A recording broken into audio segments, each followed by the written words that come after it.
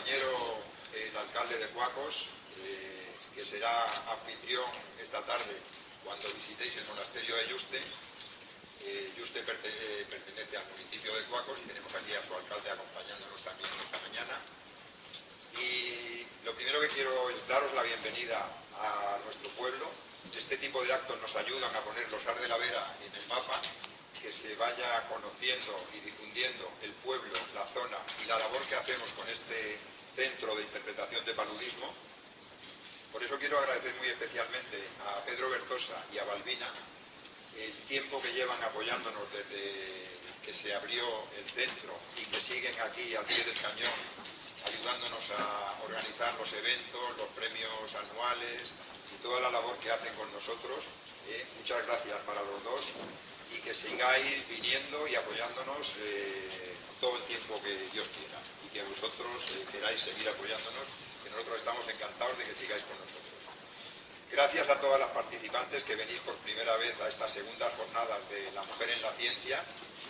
Creo que van a ser unas jornadas interesantes. Las ponencias iremos viendo a lo largo de las mañanas de hoy y de mañana, variadas, pero dentro de lo que es la investigación en temas clínicos, epidemiológicos, de contagios, algo que está muy en boga. No por la malaria precisamente, que ya la superamos aquí en el siglo pasado. Sabéis que este centro se abrió en 1923 como dispensario antipalúdico, porque esta era una de las zonas más castigadas por la malaria, por el paludismo en esos años en España.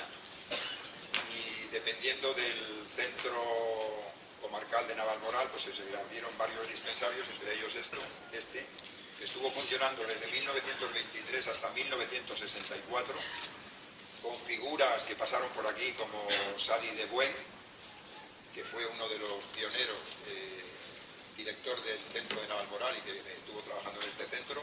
Hace un año tuvimos la sorpresa de tener aquí a una de sus nietas de visita, viendo la obra de su abuelo, y la verdad es que fue emocionante, se le caían las lágrimas de visitar y pisar la tierra en la que había estado trabajando su abuelo, que luego terminó exiliado después de la Guerra Civil, primero a México y luego la nieta vive actualmente en Canadá. Y de vez en cuando la vida nos da estas sorpresas de reencontrarnos con el pasado a través de los descendientes.